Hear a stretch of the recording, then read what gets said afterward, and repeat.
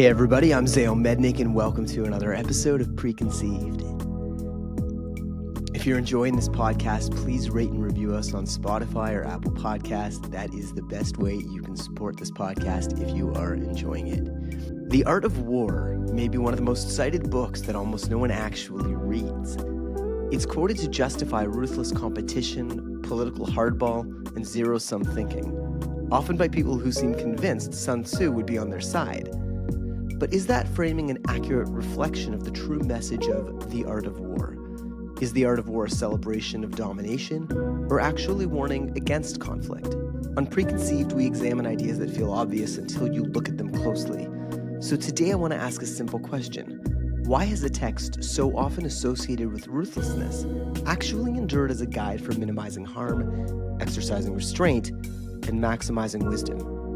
And are we missing it to justify the very instincts it was meant to restrain? And are we misusing it to justify the very instincts it was meant to restrain? I'm joined today by Mark McNeely. Mark teaches in the areas of marketing and organizational behavior in the MBA and undergraduate business programs. Mark is a professor of the practice of marketing at UNC.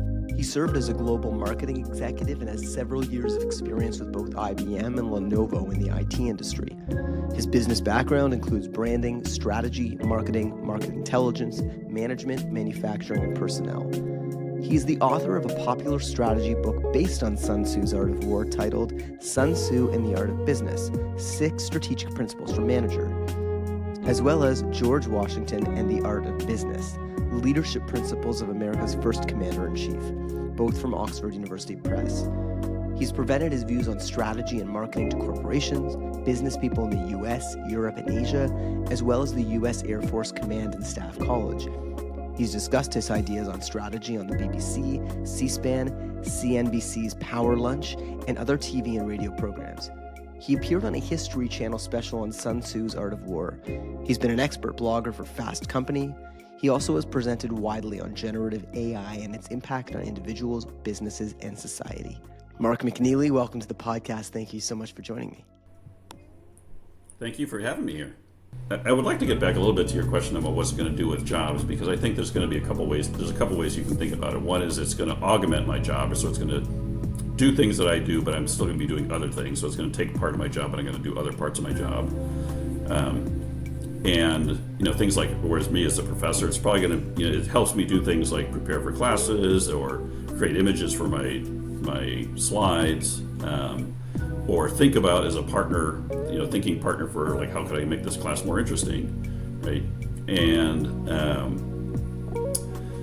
it's also, I've just kind of lost my train of. So there's two paths. There's the augment my job. Yeah. So then there are the replacement, basically, right? There automation, right? So it replaces me totally, right? And so that might be someone more like a coder or customer service rep.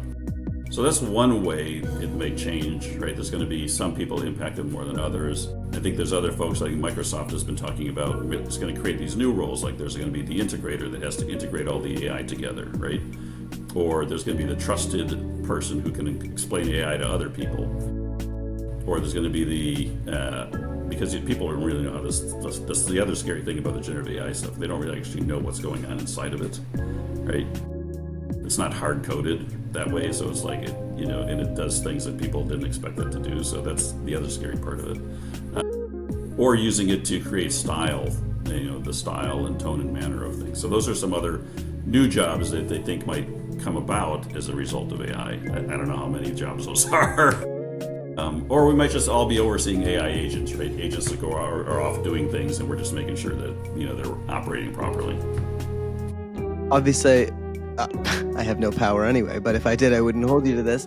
What do you see? What do you think? Like, do you think this idea of the more positive viewpoint of, it's going to help you, like it's going to help me as a podcaster, for example, to create outlines for podcasts, or as a doctor, it's going to help me be able to integrate AI tools to better treat patients?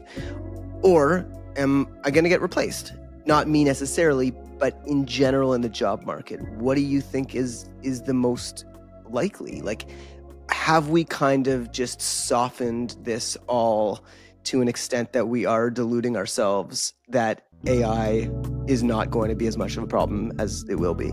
Yeah, I think it goes back to that Kranzberg's, first law of technology is neither good nor bad nor is it neutral. There's like AI right now, I think is awesome in terms of what it's helping me do and helping other people do in terms of productivity. It helps me be more productive, more creative, more knowledgeable. So that's great. I think it's where it starts to get a little bit more scary is when it's starting to create art or it's creating, and it creates great music. I played this one clip from Suno of a Motown blues thing, and I play it for people, and they're like, they think this is great music, right? So somebody played something Motown like the other day for me. It's wild. Yeah, and you're like, boy, I could listen to that, all day, right? And so, and you might say, well, Mark, you're not a very good discerning listener, but it's like, well, if people like it, they're going to buy that. It doesn't matter if you like it. Yeah, if you like it, people buy it. So I think that's where it gets more scary. It was like when it's really replacing what we do from a job standpoint, and then it's beginning to then replace whether we think or not, right? So the philosophy that we have at my institution and my university is like AI should help you think, not think for you, right? Mm-hmm. And what I think you're going to see, and I don't remember the names of the folks that said this, but there's going to be this big gap between those who love to learn and use AI to learn, and those who use AI to be lazy. And the thing is, if you want to use AI to learn, it can help you do that. But if you want to use it to be lazy, it can help you do that too, right? And so there was a really great tweet about, we might just be offloading all our cognitive thought to AI, and then what happens at that point when basically everything, rather than doing much thinking at all, most people's cognitive load is offloaded to AI, and the other people, the people that really know how to use it, the people that are using it to learn and get better, they're the people that take off.